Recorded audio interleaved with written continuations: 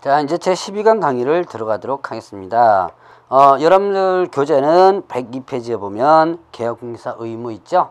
개업공개사 의무에서 자, 이번 시간에는 그 금지 행위와 그 다음에 또 기본 윤리에 대해서 살펴볼 텐데, 자, 금지 행위라는 거 있죠? 자, 금지 행위라고 하면 이거는 이제 못하게 하는 행위, 하지 말라는 행위죠. 하지 말라는 행위. 제발 좀 이것 좀 하지 말라고 금지 행위를 7가지를 만들어 놨습니다. 자, 그러면 일단 금지 행위는 누구에게 적용되는 거냐면 개업, 공인, 중개사 등의 금지 행위 이렇게 써요. 자, 개업, 공인중개사 등의 금지 행위. 그러면 개업, 공인중개사 등 하면 이게 뭐다? 이 개업공개사뿐만 아니라 누구도 자, 소속공개사와 중개보조원까지, 소속공개사, 중개보조원까지 모두 묶어서 뭐라 한다? 개업공개사 등. 자, 조심하셔야 돼요. 개업공개사 등 하면 누구까지 모두 포함되는 거? 소속공개사, 중개보조원까지 모두 포함되는 거고, 얘네들은 하지 말라, 다음 행위를 하지 말라 라고 해서, 자, 여러분들 교재 보면, 자, 교재를 잠깐 보시기 바랍니다. 102페이지에서 103페이지, 104페이지로 넘어가다 보면 5페이지까지네요. 1, 2, 3, 4가 있죠. 1, 2, 3, 4 요거는 네 번째까지는 1년 이하의 징역 또 1천만 원 벌금 위반행위고요. 그 다음에 또 106페이지에 5번, 107페이지에 6번, 그 다음에 108페이지에 8번까지는 7번이죠. 7번까지는 요거는 위반시 3년 이하 징역 또는 2천만 원의 벌금이에요. 그래서 자, 여기서 이제 조심할 것은 1번부터 4번까지는 1년 이하 징역 또는 2천만 원 벌금이고, 5번부터 7번까지는 3년 이하 징역 2천만 원 벌금인데, 제가 항상 형벌 갖고 강의를 할 거예요. 형벌 갖고 강의를 할 거니까 여러분들이 이제 그 형벌 부분을 구분해서 여러분들이 좀 기억을 해 놓으셔야 돼요. 자, 이제 1년 이하 징역 또는 1천만 원 벌금 부분 뭐죠? 가장 먼저 자, 중개 대상물에 대한 매매업을 금지한다. 자, 그러면 여기서 보죠. 중개대상물에 대한 매매업. 중개대상물하면 뭐예요? 토지, 건축물, 그 밖에 토지 정착물, 그 다음에 임목, 광업재단, 공장재단 있죠. 이런 중개대상물에 대한 매매를 금지하는 게 아니고 뭘 금지한다? 업을 금지한다. 자, 업하면 뭐예요? 업하면 제가 중개업이라는 용어의 정의에서 잠깐 살펴봤을 거예요. 업하면 기본적으로 뭐 하는 거다? 장사하는 거다. 자, 그러면 장사하는 건데, 이때 장사 요건은 뭐였어?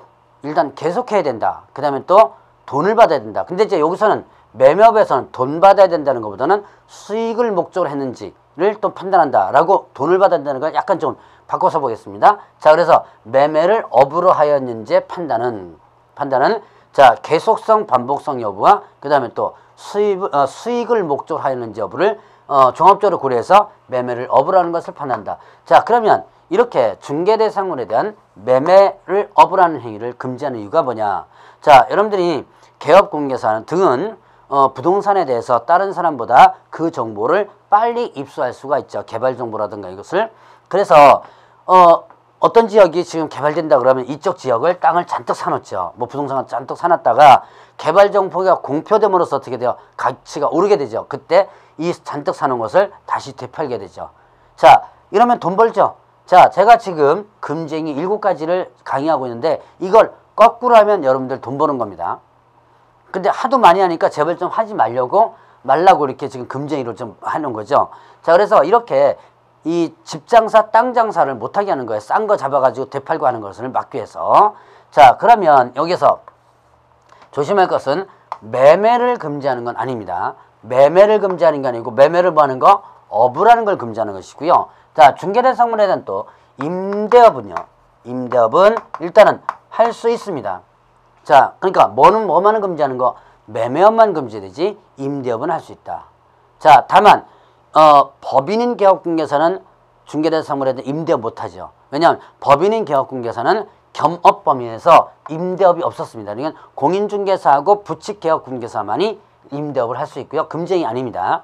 그리고 일단 매매업이 금지된다는 거 조심하시고요. 자, 그 다음에 두 번째, 무등록업자 알면서 의뢰를 받았거나 아니면 명의를 이용하게 하는 행위를 금지한다. 중개사무소 개설 등록하지 않고 중개업을 영위하는 자인 사실을 알면서, 자, 중개사무소 개설 등록하지 않고 중개업을 영위하는 사실을 알면서 그를 통해서 의뢰받거나 명의를 이용하게 하는 일을 금지한다. 자, 그러면 자, 이때 무등록업자, 등록하지 않고 중개업을 명의하는 사실을 알면서 그로부터 의뢰받는 경우가 많다는 얘기예요. 자, 시골 같은 데 가면요. 제 강의 들으시는 분 중에서 도시 분들도 계시지만 아마 시골 분들도 많이 계실 거예요. 거기에 무등록업자의 대표적인 사람이 있습니다. 바로 누구냐면 동네 이장들이에요. 아직도 참 희한한 게 시골에 가면요. 뭐 농지를 판다 그러면 대부분 동네 이장한테 많이 부탁을 해요. 나 이 논 한 10만지기 팔 건데 좀 요즘 팔아줘. 그럼 이거를 동네 이장들이 매물을 접수해 갖고 있다가 주변 공인중개사한테 내놓으면서 아예 나 얼마 줘. 돈까지 뭐 협상한다 그러대요. 자, 대표적인 그런 사람들이 무등록업자라고 볼 수 있습니다. 그러면 그 사람과 사실은 외지에서 만약에 들어와 가지고 그 동네에서 중개업을 한다면 그런 사람과 협력을 해야죠. 그게 장사 잘 되잖아요. 근데 그런 사람들은 오히려 가격을 더 뻥튀기 해가지고 내가 먹을 거, 제 동네 이장을 얘기하는 거죠. 내가 먹을 걸 더 챙기기 위해서 가격을 뻥튀기하기도 한다는 얘기예요. 나쁜 짓을 좀 많이 하죠. 그래서 그 사람과 협력해서는 안 된다라는 부분입니다. 자, 이제 두 번째 금지이고요. 명의를 이용하기 위해서도 당연히 안 되고요. 세 번째, 중개 보수에 대한 초과수수 더 받는 거를 금지한다라고 했습니다. 자, 그럼 여러분들 이제 교재에 보면 104페이지로 보죠. 사례 증여 등 어떤 명목으로도 중개보수 실비를 초과하여 금품받는 행위를 금지한다. 자, 여러분들 교재 104페이지를 펴시고 어떠한 명목으로라는 부분에 밑줄을 쳐보세요. 어떠한 명목이다 라고 하는 것은 뭐다? 이 어떠한 명목이란 절대적 금지를 얘기합니다. 자, 제가 지금 강조한 거 꼭 기억해 놓으셔야 돼요. 어떠한 명목이란 뭘 얘기한다? 절대적 금지다. 그럼 절대적 금지라는 게 뭐예요? 어떠한 식으로든지 받아서는 안 된다. 그럼 이제 앞에 보시죠. 사례 증여 등 이렇게 했습니다. 그러면 이제 더 받은 예가 사례나 증여예요. 사례 증여 등 어떤 명목으로 했는데, 자, 사례라는 걸 보죠. 사례라고 하는 것은 대부분 이제 개업공개사가 물론 요구해서 하는 경우도 있어요. 야, 내가 그거 비싸게 팔아줬으니까 사례금 좀 줘. 라고 요구해서 하는 경우도 있는데요. 대부분 보면 의뢰인이 알아서 많이 주죠. 봉투에다가 나 좀 좋게 팔아줬으니까 내가 좀 더 줄게. 라고 의뢰인이 스스로 알아서 사례금을 주는 경우가 있습니다. 이것도 위반돼요. 여러분들 이거 조심하시기 바랍니다. 그러니까 의뢰인이 스스로 알아서 더 준 것도 어떻게 된다? 위반된다. 자, 그러니까 사례금을 더 준, 여러분들 한번 보세요. 의뢰인이 스스로 알아서, 자, 나 중개보수, 지금 법정 중개보수가 200만 원입니다. 200만 원인데, 200만 원 주세요. 그런데 봉투에다가 100만 원을 더 얹혀가지고 300만 원 탁 넣어서, 아이고, 고맙습니다. 좋게 팔아줘서 고맙습니다라고 300만 원 탁 준 거예요. 그럼 이걸 안 받을 사람이 어디 있어요? 저도 마찬가지로 당연히 받죠. 자, 어쨌든 근데 문제는 그것도 초과수수, 금지행위에 해당된다. 자, 근데 이제 여러분들 그럼 어떻게 합니까? 더 준다는데 그럼 받아야죠, 당연히. 단 조심해서 받으시기 바랍니다. 물론 의뢰인 스스로 알아서 받은 것, 알아서 더 준 것은요 찌르질 않겠죠. 근데 가끔씩 나쁜 놈이 있어요, 이게. 그래서 제가 실제 사례에서 보면 의뢰인이 봉투에다가 더 주고 나서 사례비로 더 주고 나서 다음날 전화가 와요. 전화 가지고 당신 뭐 했다? 초과해서 받았다, 중개보수를. 자, 그럼 중개보수 초과해서 받으면 어떻게 돼요? 1년 이하 징역 또는 1천만 원의 벌금이죠. 그럼 어떻게 됩니까? 300만 원에서 벌금이라도 딱 받게 된다면 뭐 해당되는 거예요? 결격사에 해당되고, 결격사에 해당되면 등록이 또 취소되죠. 또 벌금은 300원에서 받으면 또 3년간 중개업 못하죠. 이게 당신 초과해서 받았다. 지가 더 줘놓고 지가 신고하겠다고 또 이제 뒤통수 치는 겁니다. 그래놓고 거기서 적당히 이제 협상을 하죠. 내가 신고 안 할 테니까 야 뭐 좀 줘. 사실 이거는요 형법상 협박죄입니다. 그러나 그럼 너 협박했으니까 너 끝까지 가자라고 해서 끝까지 가면 결국은 나도 이 법원에서 300만원에서 벌금을 받게 되고, 그래 된다면 어떻게 된다? 결격사에 대한 등록 취소되고 3년 동안 중개업 못하는 상황이 발생되니까 이걸 어떻게 하느냐? 적당히 협상해가지고 돈 한 1,000몇백만 원, 2천만 원 줘가지고 무마시키는 그런 사례가 실제로 있었어요. 제가 그 사례를 2004년도 때 이제 한 10년 대가 넘었죠. 2004년도 분당에서 실제로 발생한 사례를 지금 얘기한 겁니다. 그래서 이렇게 어쨌든 자 받는 것까지는 좋지만 잘 판단하고 받으시기 바랍니다. 어쨌든 초과해서 더 받은 거, 의뢰인 스스로 알아서 더 준 것도 어떻게 된다? 위반된다라고 하는 것을 설명하겠어요. 자, 그 다음에 또 하나, 이런 초과해서 받은 부분은요, 받았다가 되돌려 준 것도 위반돼요. 자, 이거는 여러분들이 뇌물죄를 보시면 돼요. 어떤 특정한 목적으로 뇌물을 받았다가 그 목적이 이루어지지 않아가지고 뇌물을 다시 되돌려줬죠.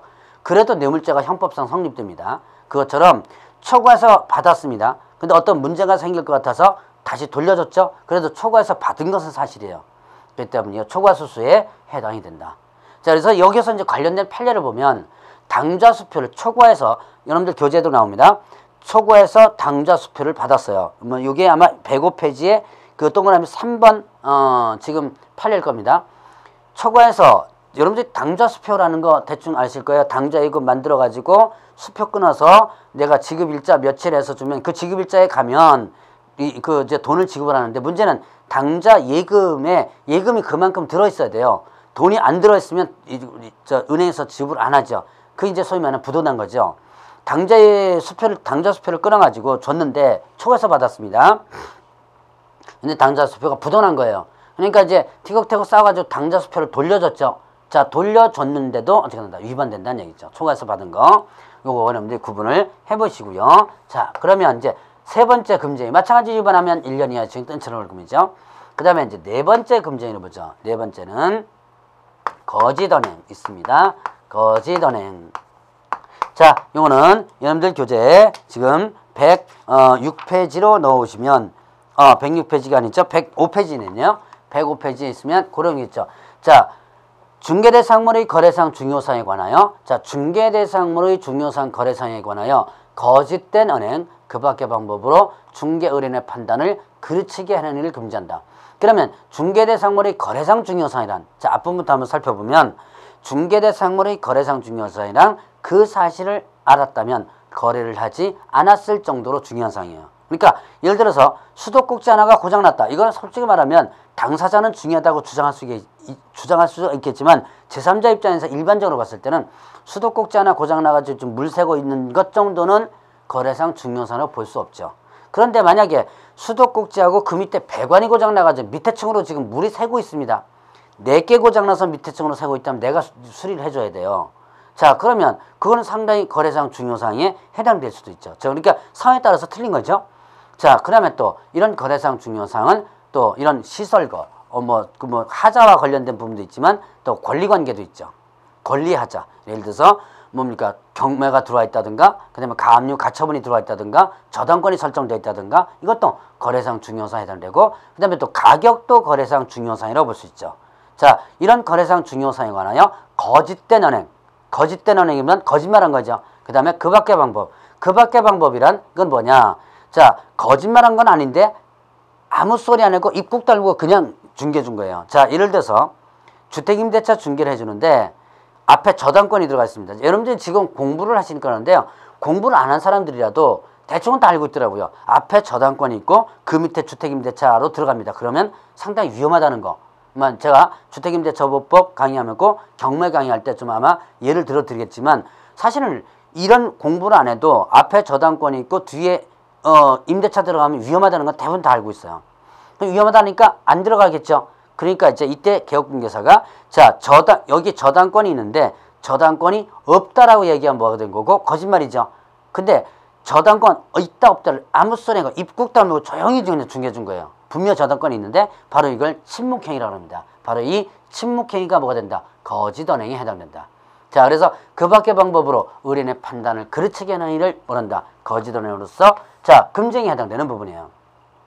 그러면 이제 이런 금쟁이는 또 이런 거 있죠. 개발제한구로 묶여 있어가지고 바로 현금화할 수 없습니다. 대파할 수 없죠. 여러분들 그린벨트라는 거 있죠. 개발제한구요. 그럼 거기에 땅은 잘 안 팔려요. 근데 당신이 이거 사면 금방 팔 거다. 근데 막상 샀다가 팔려고 하니까 안 팔리죠. 그것도 거짓말이고요. 자, 그 다음에 또 여러분들 교재에 이런 내용이 있습니다. 자, 매도 의뢰인과 짜고 가격을 높여 받아서 그 차익을 편차는 행위라는 게 있습니다. 이게 뭐냐면, 자, A가 갑에게 1억의 물건을 팔아달라고 의뢰한 거예요. 그런데 갑이 A에게 제안을 하죠. 자, 이거 내가 1억 2천만 원에 팔아줄게. 1억 2천 원에 받아줄 테니까 요거 반반씩 우리 나눠 갖자. 아니면 꼭 이런 제안이 나더라도 내가 얼마만큼 더 받아줄 테니까 거기에 몇 프로 줘, 혹은 또 얼마 줘, 얼마 떼줘, 뭐 이런 거죠. 자, 예를 들어서 반반 나누자. 그러면 자, A 입장에서는 1억 받을 생각을 했는데 1,000만 원이 더 들어오죠. 그러니까 그래라. 나머지에 대해서는 얘가 알아서 세금 처리 좀 해주니까 그래라 그런 거예요. 그러면 이거를 갑은 B에게 얼마에 1억 2천에 팔아버리죠. 그러면 결국은 매도 의뢰인과 짜고 가격을 높여줘서 차익을 편취하죠. 그럼 얘한테 결국 뭐 한 거예요? 가격을 거짓말한 거죠. 바로 이것도 거짓은행에 해당된다. 사실 이건 많이 있는 사례들이죠.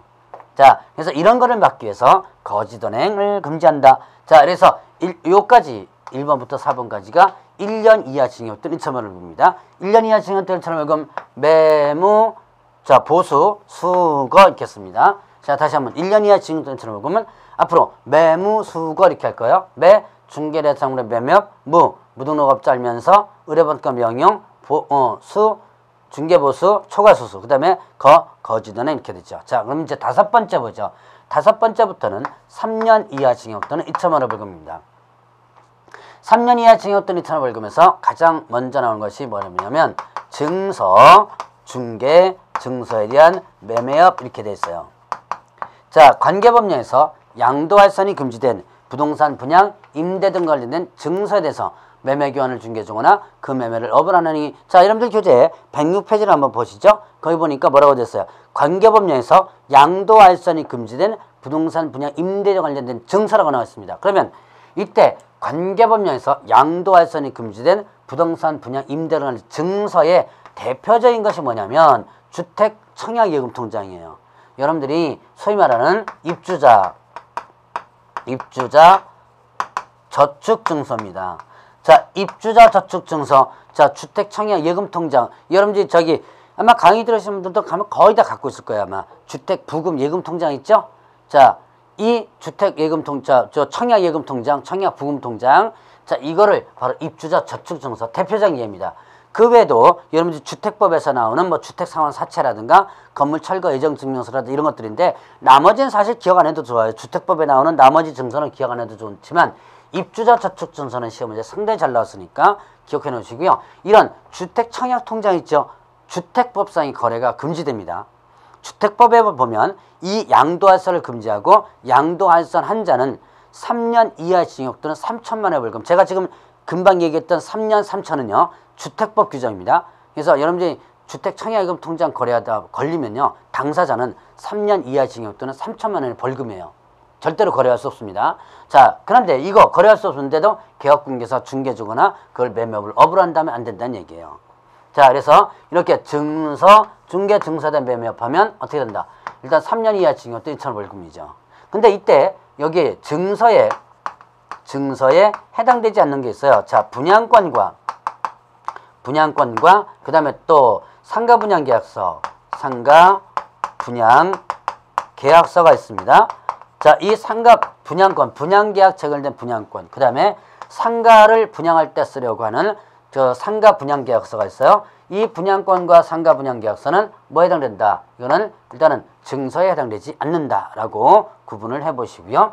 자, 그러면 여기에서 이거는 일단은 상가 분양계약서는 부동산 분양 임대 관련된 증서는 일단 해당되지 않고 상가 분양과 관련된 부분은 일단 전매가 가능해요. 자, 이거는 법에 금지되는 부분 아닙니다. 어쨌든 이 법상의 증서는 해당되지 않는다. 자, 이렇게 해서 이제 증서, 중개 증서는 매매인데 이거는요. 여기서는 매매업도 금지됩니다. 매매업도. 그러면 매매업이 두 가지가 있어요. 종종 헷갈린 것 중에 하나입니다. 여러분들이. 자, 1년 이하 징역 또 1천원 벌금에 중개대상물 매매업 있죠? 여기도 매매업 나오죠. 그 다음에 3년 이하 징역 또 2천원 벌금에 증서에 관련 매매업 있죠. 그러면 이걸 어떻게 차이점을 구분하느냐? 그냥 무조건 증서 나오면 무조건 여러분들이 3년 이하 징역 또 2천원 벌금이라고 생각하시면 돼요. 그러니까 증서가 나왔다면 뭐가 된다? 3- 이렇게 여러분들이 구분을 해놓고 있으면 됩니다. 자, 그럼 이제 6번째 금지는 뭐죠? 의뢰인과 중개인과 직접 거래하거나 거래 당사자 쌍방을 어떻게 하는 거? 대리하는 행위를 금지한다. 자, 중개 의뢰인과 뭐 한 거예요? 직접 거래하거나 거래 당사자 쌍방 대리. 자, 중개 의뢰인은 누구야? 자, 여러분들 제가 저번 시간에 중개계약 부분 강의할 때요. 중개계약 강의할 때, 매도나 임대 의뢰인을 저 권리를 넘겨준 사람이라고 그랬죠. 그래서 권리 이전하고자 하는 의뢰인이라고 그랬고, 그 다음에 매수나 임차인을 권리를 가지고 오는 사람이라고 했으니까 권리 취득 의뢰인이라고 그랬죠. 그리고 이 둘을 묶어서 뭐라 한다? 나한테 소개해달라고 하는 의뢰인이죠. 그래서 중개 의뢰인이다. 그러니까 중개 의뢰인이란 매도 임대뿐만 아니라 매수 임차까지 다 들어가는 거예요. 자, 그러면 중개 의뢰인과 직접 거래한다. 의뢰인이 나한테 의뢰를 했는데 그걸 내가 직접 사거나 팔거나 임대차거나 하면 안 된다는 얘기죠. 자, 이렇게 왜 직접 거래를 금지하느냐? 자, 보죠. A가 갑에게 지금 물건을 1억에 팔아달라고 내놓은 게 있습니다. 근데요, 가만 보니까 이게 1억짜리가 아니에요. A 입장에서는 1억 정도면 다 되겠다 가치를 판단하고 있었는데, 갑이 보니까 이거는 1억짜리가 아니라 1억 5천원 충분히 받을 수 있는 물건입니다. 자, 이때 돈 버는 방법, 이제 이때 착한 개업공개사와 나쁜 개업공개사가 나오게 되죠. 자, 착한 개업공개사는 어떻게 돼요? 자, 이거는 1억짜리가 아니고 1억 5천원 충분히 받을 수 있습니다 라고 얘기하면 착한 개업공개사고, 그럼 이제 돈 못 벌죠. 자, 그런데 나쁜 개업공개사 있습니다. 이걸 어떻게 돼요? 1억에 직접 사죠. 그랬다가 나중에 1억 5천에 다시 되팔게 되죠. 이게 나쁜 개업공개사지만 이러면 돈 버는 거예요. 자, 그러면 이런 걸 막기 위해서 직접 거래를 일단 금지합니다. 그러면 이제 여기서 보죠. 이 경우가 어떨까요? 자, 이제 제가부터 예시해야 되는 건 시험 문제도 이미 나왔던 부분입니다. A가 그 생활정보지 있죠. 여러분들 벼룩시장, 그 다음에 또 뭐 있어요? 뭐 많이 있죠. 뭐 가로수 벼룩시장 이런 거 있죠. 이런 그 정보지에 뭐였다? 광고를 낸 거예요. 나 아파트 팔겠다, 토지 팔겠다. 직거래 장터 같은 데 있죠. 왜? 여러분들 그 정보지 같은 데 보면 매매 이런 거 직거래 장터 같은 거 있을 거예요. 거기다가 광고를 냈습니다. 자, 계약공개사가 보면 대부분 이제 이런 정보지를 통해서 많이 매물 접수를 많이 해요. 그래서 여러분들 나중에 계약공개사 돼서도 활용하는 것도 괜찮아요. 직거래 장터에다가 매물을 난 거를 전화를 합니다. 전화해서 이거 직거래 하다 보면 위험도 하고 그러니까 우리한테 내놓으세요. 중개 의뢰 접수를 받는 거예요. 그래서 그 중개를 접수 받아가지고 중개를 해준 형태. 그래서 매물 접수를 많이 하거든요. 그래서 이제 여러분들이 그 정보지 그 광고를 보면 이런 것도 있어요. 부동산 전화 금지 이런 것도 있습니다. 실제로 광고에 그런 게 있어요. 어쨌든 그걸 이제 보다 보니까 물건이 아주 괜찮은 게 나오거든요. 그러니까 갑이 A한테 전화를 합니다. 전화를 해가지고 야, 물건 내가 사겠다 그런 거예요. 나 사무실 있으니까 내 사무실에 와라. 그럼 나도 이제 내가 가지고 있는 계약서에다가 씁니다. 자, 이렇게 했을 때 이 A의 물건은 직접 샀습니다. 이거는 직접 거래에 해당되지가 않아요. 왜 직접 거래 되는지 아느냐? A는 갑의 의뢰인이 아니란 얘기예요. 그래서 이렇게 매물 사도 괜찮습니다. 자, 그 다음에 또 하나 보죠. A가 갑에게 물건을 의뢰했어요. 그런데 이때 B한테 소개를 해줬습니다. B한테 A가 갑에게 물건을 했고 갑은 B를 소개시켜줬는데 이 B가 자기 가족이에요. 누구? 갑의 가족입니다. 부인, 남편, 아들, 딸 가족이에요. 이것도 직접 거래에 해당되지 않습니다. 어쨌든 갑은 중개를 해준 거죠. 이건 직접 거래에 해당되지 않는다라는 거. 자, 그 다음에 또 하나. 자, A가 개업공개사 을에게 의뢰를 했습니다. 팔아달라고. 근데 을이라는 개업공개사가 갑에게 온 거예요. 야, 물건 좋은 거 나왔으니까 네가 좀 사줘. 네가 좀 한번 사놔라. 그래서 갑이 A의 물건을 샀다 라고 한다면 이것도 뭐가 아니다? 직접 거래에 해당되지 않는다. 그래서 이제 요거 편법 쓰는 사람도 있습니다. 어떻게 하냐면 갑이 A의 물건을 의뢰받았어요. 근데 이 A를 을에게 데리고 가서 을이 중개해 주는 것처럼 하고 갑이 직접 사는 요런 형태 지금 최근에 보면 요런 유형도 일단 나옵니다. 어쨌든 이것도 직접 거래에 해당되지 않아요. 다른 개업공개사를 통해서 하는 것은 이거는 직접 거래에 해당되지 않는다. 그러나 자, 이거 보죠. A가 B에게 위임을 해줬습니다. A가 B에게 위임을 해주고, 자, B가 갑에게 의뢰했고 B가 갑에게 의뢰했는데 갑이 B와 계약을 치렀습니다. 샀어요. 그러면 일단 누구 물건 산 거예요?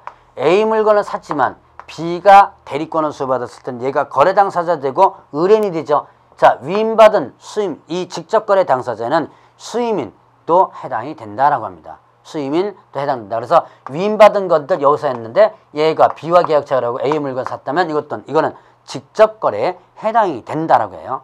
그래서 직접 거래 대상에는 수임인, 대리인도 포함된다라고 합니다. 자, 그거 여러분들 일단 구분을 해보시고요. 자, 이렇게 직접 거래를 금지하고 그 다음에 또 쌍방대리를 금지하는 부분이 있어요. 자, A와 그 다음에 B가 개업공개사 갑에게, 자, A는 갑에게 야, 알아서 좀 네가 알아서 좀 팔아줘. 네가 알아서 좀 팔아줘 라고 얘한테 뭐 한다? 위임을 해주는 거예요. 자, 위임시켜줍니다. 자, 그리고 B도 갑에게 너 알아서 좀 사줘. 여기다 위임을 시켜주는 거예요. 그러면 자, A도 갑에게 위임시켜주고, 자, 여기다가 밑에다 쓸 거예요. A도 갑에게 위임하고 그 다음에 또 B도 갑에게 위임을 하죠. 자, 그러면 위임하면 뭐 위임장에다가 인감증서 첨부해가지고 위임시켜주죠. 그럼 갑이 혼자서 계약서를 다 쓰는 거예요. 뚝딱거리면서 다 쓰는 거죠. 자, 그러면 어떤 현상이 벌어지느냐. 자, 대부분 여러분들 위임을 시켜주고 네가 알아서 좀 하죠. 자, 여러분들 혹시 자산관리를, 부동산 자산관리를 개업공인중개사 맡기는 분 계세요? 제 강의 들으신 분 중에서 제가 분열을 조장하는 거는 아니지만 좀 다시 한번 생각을 해보시기 바랍니다. 자, 이 대부분 위임해 주는 거는요, 위임해 주는 건 아는 사람이기 때문에 나 바쁘니까 네가 알아서 좀 관리 좀 해줘. 나 바쁘니까 네가 알아서 좀 사줘. 뭐 이런 식으로 서로 아는 사람인 경우가 많은데, 자, 옛말이 틀리진 않습니다. 믿는 도끼에 발등 지키고 아는 놈이 더 무섭다. 자, 그러면 A는 갑에게 야, 이거 1억에 팔아줘 이렇게 하는 거예요. 그럼 이거를 얘한테는 자, 혼자서 다 위임시켜줬으니까 혼자서 뚝딱거리면서 쓰겠죠. 얘한테 1억 2천에 파는 겁니다. 1억 2천에 팔고, 자, 계약서를 혼자서 쓰니까 A용과 B용을 따로따로 쓰는 거예요. A용 계약서는 1억짜리, B용 계약서는 1억 2천짜리를 각각 써서 A용 계약서를 A한테 주고 1억 2천 받아가지고 B는 1억 2천짜리 계약서를 주죠. 그러면 서로 양쪽에 위임됐기 때문에 실질적으로는요, 이게 얼마에 거래됐는지 모르는 거예요. 그래서 이런 행태가 옛날에 상당히 많았었어요. 근데 이제 요즘은 이게 많이 줄어들었던 것이요. 여러분 이제 공시법을 배우시면 아마 공부를 할 텐데, 자, 지금은 등기부에 실거래가가 기재되도록 하고 있습니다. 2006년도부터요. 그래서 이제 이런 형태가 많이 없어졌지만 어쨌든 옛날엔 이렇게 해서 이 개업공개사 장난치는 경우가 많았다는 얘기예요. 양쪽 다 위임받게 되면. 그래서 이렇게 쌍방대리를 금지하는 이유는 이렇다는 얘기죠. 그 금지하는 이유는, 자, 그러면 쌍방대리를 일단 금지하니까 뭐는 양쪽 대리는 거 금지하죠. 그럼 뭐는 허용된다? 일방대리. 일방대리는 일단은 허용됩니다.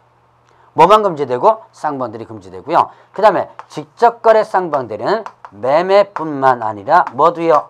교환과 그 다음에 또 임대차도 되고요. 적용되고, 그 다음에 요거는 본인이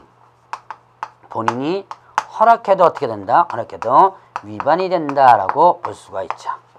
자, 그 다음에 또 마지막으로 이제 투기 조장 행위가 있습니다. 투기 조장 행위가 있는데요. 이거는 미등기 전매를 중개주거나 아니면 전매가 제한된 것을 중개를 해주는 등 투기를 조장하는 이게 있었어요. 자, 투기 조장행위는 여러분들이 교재 108페이지에 있죠.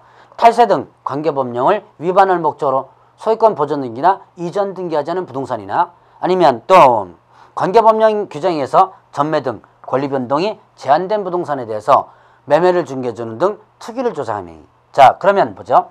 탈세 등 관계법령을 위반할 목적으로 소유권 보존 등기나 이전 등기하지 않은 부동산, 소위 말하는 이게 뭐다? 자, 미등기 전매를 하는 거죠. 자, 미등기 전매는 또 다른 말로 뭐라 그러죠? 중간 생략 등기라고 하죠. 자, 미등기 전매를 다른 말로 뭐라 그런다? 중간 생략 등기라고 한다. 그럼 중간 생략 등기는 어느 법에서 금지해요? 자, 이거는 제가 실무상 가서도 한번 설명드리겠지만 부동산 등기 특별조치법이 있습니다. 부동산 등기 특별조치법에 의해서 이 미등기점은 즉 중간상약 등기가 금지되고요. 부동산 등기 특별조치법에서는 중간상약 등기 하다가 적발된다. 탈세 목적이나 전매차익을 얻을 목적으로 중간상약 등기하다 만약 적발되면 이때는 3년 이하 징역 또는 1억 이하의 벌금에 처하도록 하고 있어요. 자, 3년 이하 징역 또는 1억 이하의 벌금, 이건 어느 법에 있는 거? 부동산 등기 특별조치법에 있는 내용입니다. 그래서 이거는요, 일단 이 부동산 등기 특별조치법에서 금지되니까 중간상약 등기를 중개해주면 안 된다. 자, 미등기점매 금지가 이거는 내용이에요. 이때 자, 이 중간상약 등기는 탈세 목적, 전매차익을 얻을 목적이죠. 비록 전매차익이 안 났다 하더라도 이 미등기점매를 중개해주면 개업공개서는 등은 이 금지행위에 위반된다라고 볼 수 있는 거예요. 자, 전매차익이 안 나도 위반됩니다. 자, 그 다음에 전매가 제한된 것 금지. 대표적으로 전매 제한과 관련된 부분은 크게 두 가지가 있는데요. 하나는 투기과열지구, 자, 분양권 전매가 제한되는 게 있습니다.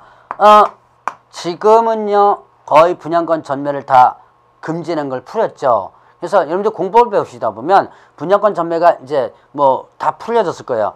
투기과열 지구라든가 분양가 상한제 저지하는 주택에서 일부가 지금 남아있는 경우가 있는데요. 거의 전국적으로 다 풀렸습니다. 어쨌든 이렇게 분양권 전매가 제한되는 규정들이 있다. 투기과열 지구나 이럴 때. 이때 전매 제한되는 그 기간 내에 하면 이것들은 투기조장이 된대요. 그 다음에 또 임대주택법에 대한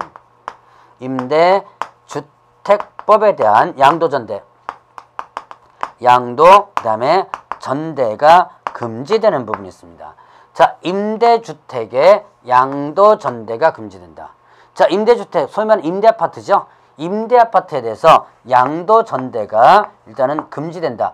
자, 이거는 여러분들이 임대주택법에서 나오는 건데요. 임대아파트 양도 전대하다가 적발되면 이때는 2년 이하 징역 2천만 원의 벌금입니다. 자, 이런 것 개업공개서 중개해주면 안 된다 발언한 것이 자, 여기 투기조장 행위예요. 자, 그러면 보죠.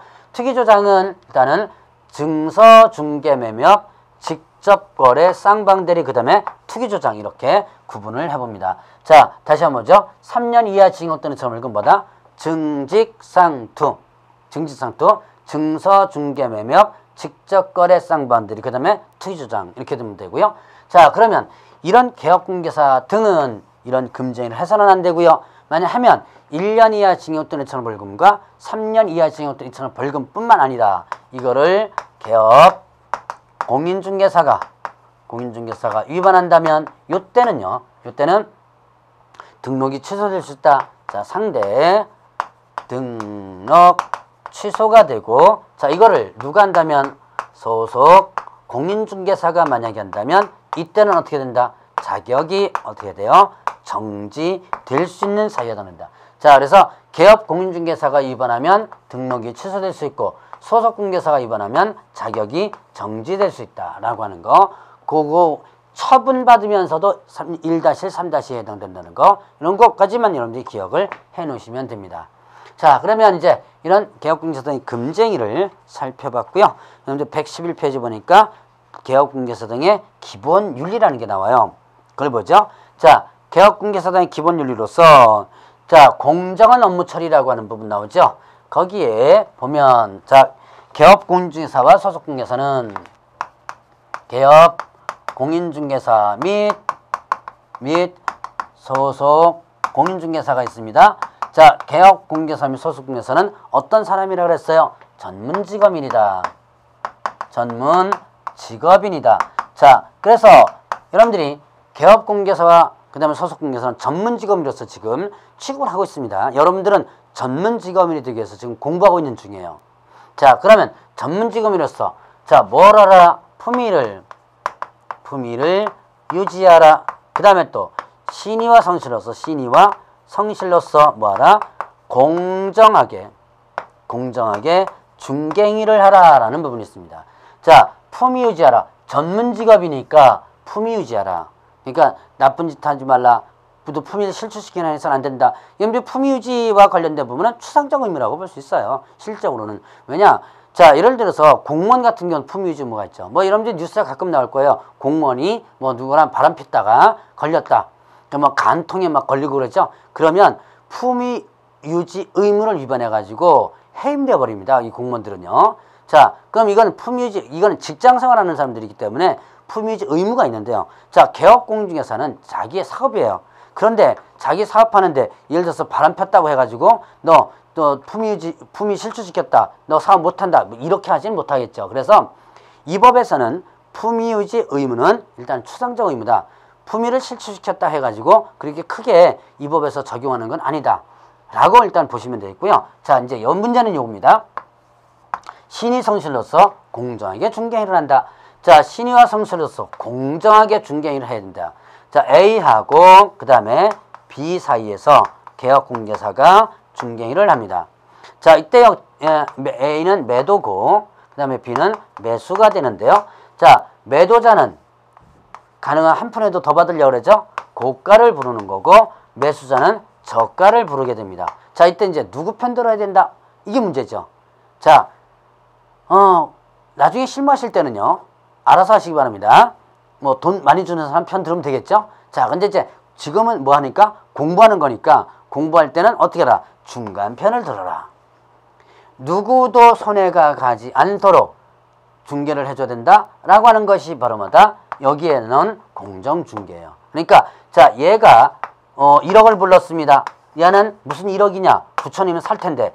자, 이때 어느 한쪽을 편을 들다 보면 손해가 가거나 아니면 또 여기서는 어떻게 돼요? 결국은 거래가 깨질 수도 있죠. 이때 이 사이에서 합당한 가격을 얘가 제시해 줘야 되는 거예요. 자, 이 주변 부동산이라든가 그 물건 상태라든가 이걸 조사해가지고 이거는 9,500 정도의 거래가 된다. 그러니까 요 정도가 딱 맞을 것이다. 라고 요 제시해 주는 가격. 자, 요 가격을 뭐라 한다? 바로 여러분들이 거래 예정 금액 혹은 거래정 가격인 거예요.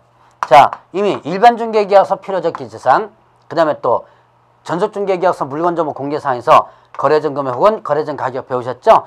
자, 이 거래정 가격은 공정중개를 위해서 개업공개사가 계략적으로 산정하는 가격을 거래 예정금액이라 한다. 이런 걸 제시해 주면 공정하게 중개를 해주는 거죠. 자, 그래서 두 가지 일단 의무가 있는데 여기에서 보시죠. 개업공인중개사 및 소속공개사는 이런 품위유지와 공정중개 의무가 있습니다. 여기에 개업공개사, 개업공인중개사 등 하면 틀려요. 개업공개사 등자 들어가면 틀립니다. 등 하면 누구까지 들어가는 거예요? 중개보존까지 들어가죠. 근데 여기는 중개보존은 일단 해당되지 않습니다. 중개보존 해당되지 않고 개업공개사와 소속공개사만 해당되죠. 그래서 개업공개사 등 하면 틀리고 저 중개보존은 전문직업으로서 이렇게 하면 틀리겠죠. 그건 좀 조심하시고요. 자, 그리고 이제 판례상 나타난 의무가 여러분들 112페이지에 있는데 선량한 관리자의 주의 의무라는 게 있어요. 선관주의 의무라는 것이 있는데 이 선관주의 의무는 중개사법이 아닌 판례상 나타난 의무입니다. 판례상 나타난 의무로서 자, 개업공개사는 선량한 관리자의 주의로서 업무를 성실히 이행해야 된다라는 부분이 있어요. 이거는 자, 중개는 위임행위와 유사함으로 위임행위 유사함으로 선관주의 의무가 있다. 이거는 중개사법이 아닌 판례상 나타난 의무라는 거 주의를 해주시고요. 자, 그 다음 이제 비밀 준수 의무가 있어요. 비밀 준수 의무가 있더라. 자, 비밀 준수 의무는 개업 공인중개사 등의 의무입니다. 개업 공인중개사 등의 의무다. 자, 개업공개사 등 하면 어떻게 돼요? 등 하면 뭐까지 들어간다?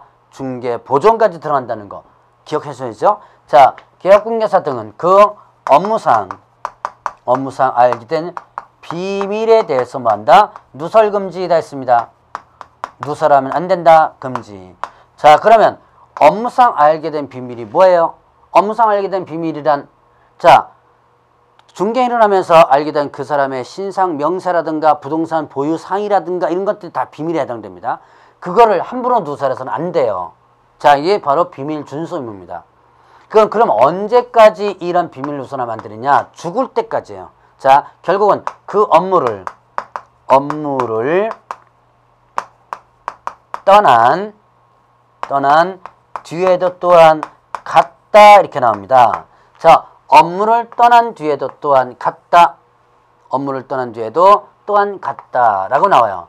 자, 그러면 결국 내가 중개업무를 하면서 알게 된 비밀은 업무를 완전히 떠나가지고 지금 일반인 됐어도 비밀을 지켜줘야지만 됩니다. 이 비밀 준수 의무는 업무를 했다가 떠난 뒤에도 만약에 위반하면 이게 그대로 적용이 돼요. 결국은 죽을 때까지 입 다물고 있어야지만 됩니다. 자, 그런데 이때 만약에 위반 시에는 어떻게 되느냐? 죽기 전에 입력을 어떻게 되느냐? 위반 시에는 이때는 1년 이하 징역 또는 1천 벌금입니다. 비밀 준수 위반하면 어떻게 된다? 1년 이하 징역 또는 1천 벌금이에요. 자, 그런데 이거는요, 특별한 죄명을 갖고 있어요. 자, 반의사 불벌죄라는 죄명을 갖고 있다. 자, 피해자의 명백한 의사에 반하여 벌하지 않는다. 자, 그러면 이거는 의사에 반하여 벌하지 않는 죄, 이렇게 이제 해석을 하게 되는데요. 그러니까 서로 협의하면 풀어주는 거예요. 자, 이 반의사 불벌죄의 대표적인 예가 뭐냐면, 여러분들이 주변에서는 이번 폭행죄예요. 폭행죄 같은 경우는 여러분들 이제 술집에 가서 하다가 치고받고 좀 싸우죠. 그러면 파출소 끌려가잖아요. 가면 경찰들이 뭐라 그래요? 합의하세요. 이거 갖고 뭐 싸웁니까? 합의하세요. 그러죠. 합의하면 이제 합의 가서 딱 쓰면 풀어주는 거예요. 자, 바로 합의하면 풀어주는 제도가 바로 반의사 불벌죄다라고 볼 수 있습니다. 요거는 1년 이하 징역 1천 벌금의 특별한 죄명을 갖고 있다라고 하는 거 기억해 놓으시고요. 자, 그리고 이런 비밀 준수 의무와 관련된 부분은 업무상 비밀을 누설해서는 안 된다 그랬는데요. 여기에 반드시 언제나 그 다음에 또 항상 이런 것들이 들어가면 틀립니다. 반드시 언제나 항상 이런 것들이 들어가면 틀리다. 왜 틀리다? 자, 예외가 있다는 얘기예요. 이 법 또는 다른 법률에 특별한 규정이 있는 경우를 제외하고는 이랬어요. 이 법 또는 다른 법률에 특별한 규정이 있는 경우를 제외하고는 이랬는데요. 가장 대표적인 게 뭐냐면 이 법과 관련된 부분은 거짓 언행입니다. 자, 예를 들어서 매수자에게 알려줘야 될 사실은 매도인이 이거는 좀 숨기고 거래줘라고 했어도 알려줘야지면 되겠죠. 이런 거짓 언행. 자, 그 다음에 또 다른 법과 관련된 부분은 예를 들어서 법정 증언을 갈 때는 사실대로 얘기를 해줘야죠. 자, 그런 것들 제외하고는 누설은 안 된다라고 하는 거. 요것만 여러분들 조심해서 체크를 하면 되겠고요. 자, 이제 다음 시간에는 확인 설명과 관련된 부분에 대해서 보도록 하겠습니다.